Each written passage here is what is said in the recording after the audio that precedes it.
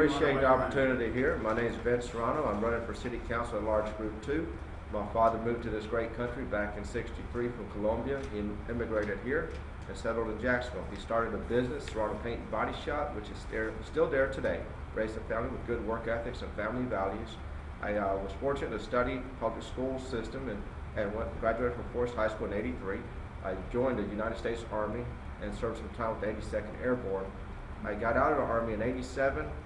I was fortunate to meet my wife shortly thereafter. We decided to open up a business, ASAP Towing and Storage, with one little truck, and today it's recognized by Inc. 5000 as one of the fastest growing businesses in the United States.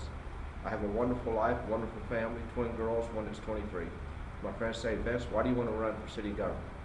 Well, this time is such an important and crucial time for Jacksonville that if we don't make the right decisions, we're going to set our city back several years. And if we keep going on the way that we're spending versus what we're going to tax our citizens and everything, it's going to be very hard for the young generation to be able to do what I've been able to accomplish. So I'd like to have quality of life for every citizen in our city. I'd like to improve the opportunities. I want to improve the education system, even though people say as a council member we can't. I figure we can find a way. And I look forward to your questions. And I am Vince Serrano, running for City Council Large Group 2. Have you identified any specific cost savings in the city budget? Where would you not spend money where we're spending money now? Do you have any specifics? And if you don't, yes, sir. No, if you have an amount, that would be nice. But if you didn't, that would be fine as well. Well, with the schedule, it's been tough to come up with amounts, but there's plenty of places. I mean, I've read your suggestions that concern citizens, taxpayers, and it's a lot of good suggestions.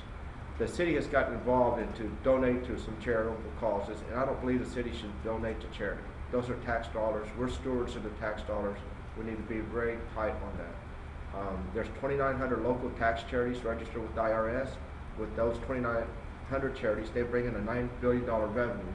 The city cannot compete with that. We need to show leadership and utilize what is out there to help the people. There's ideas I have to look at our cutting out the waste. Right now you have waste management companies billing the city for city waste pickup when it's really public waste pickup. There's a lot of waste in government and other areas. We need to clean up all the waste. We need to listen to the people of Jacksonville, and there are plenty of eyes and ears out there who are telling us where there's waste, and we need to hold people accountable when there's stealing. I mean, what happened to $25 million in the shipyards? That's big waste. And no one was held accountable. I cannot understand it. In the public sector, someone would be in jail. So, can you name a specific program? Like, I don't want to suggest. I understand what you're saying. Like, one thing I believe that there's a good cost savings, and it's not one that's in the media. It's IT department. In the IT department, we have different departments that are utilizing what they call proprietary software, and we could come up with a system where it's one system that can be utilized throughout the different branches of our government.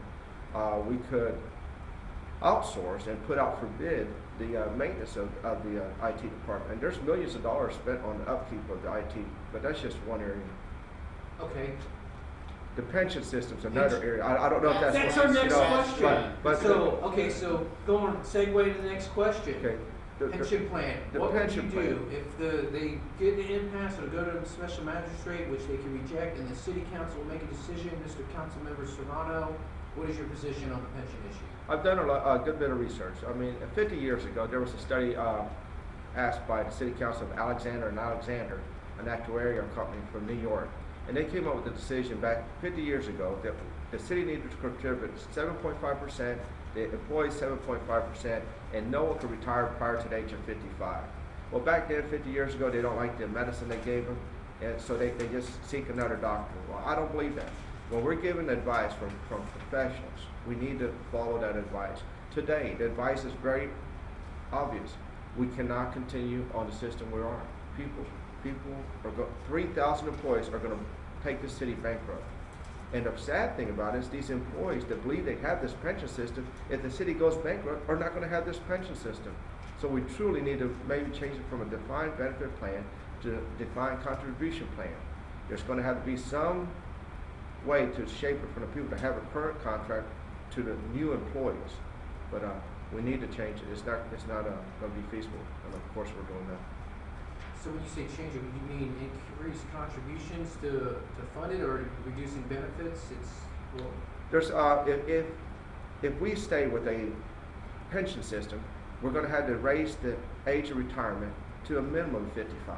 We're going to have to raise the amount that the employees contribute at least to 7.5%. We're going to have to get rid of any guarantee of returns. I'm sorry, there's nothing in life's guaranteed. I met a nice young lady, retirement age. She thought she had a nice pension system. It went bankrupt. She has nothing. And our third question, which we're asking everybody, what distinguishes you from your opponents in this race? Our spreadsheet we've got, you're doing very well, I believe. You're in I'm City Council District 2 at large. District 2 at large.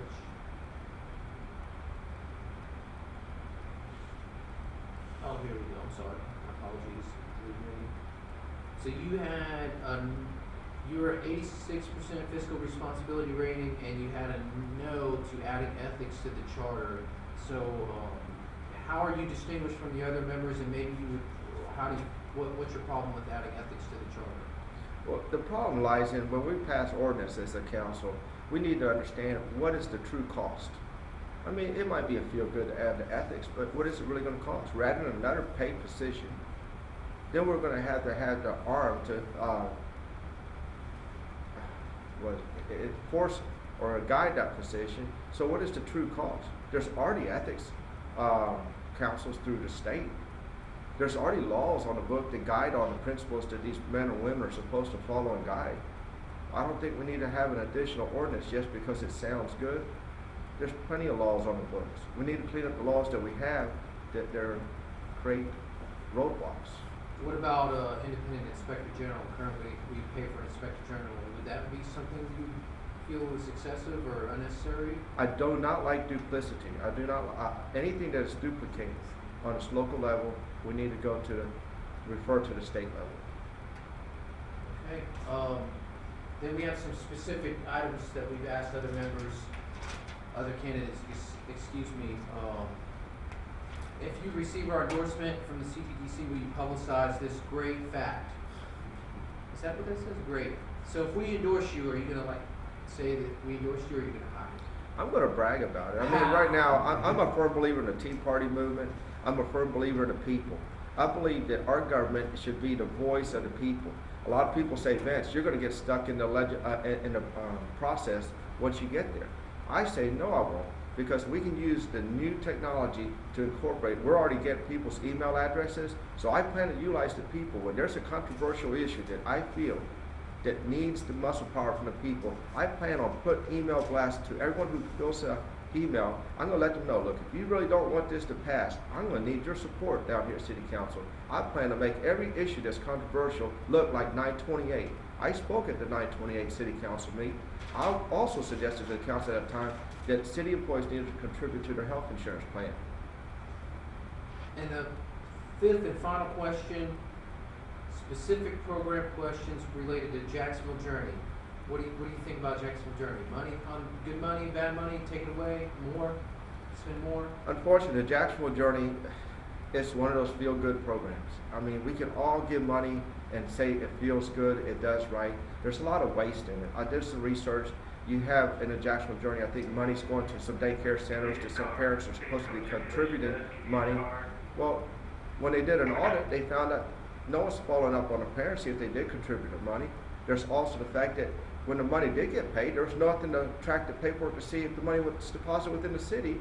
And the other thing is, if you want to create a business and get free money, just